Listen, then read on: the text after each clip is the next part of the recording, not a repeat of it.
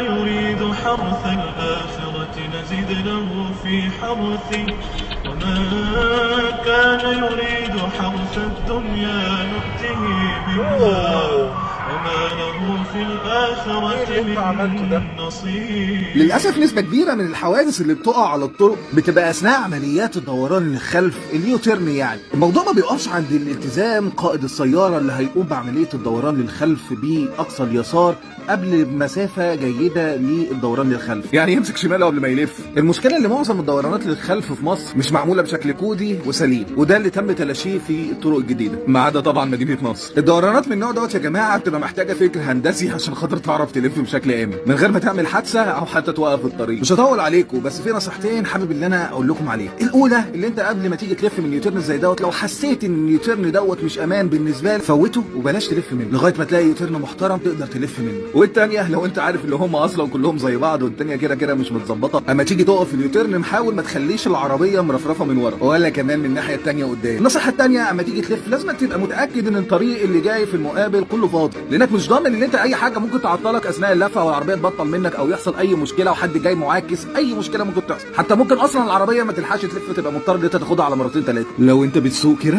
فانت صح، كمل. لو شايف كلامي مهم شير بقى على جروبات العربيات. ربنا يستر طريقكم. سلام.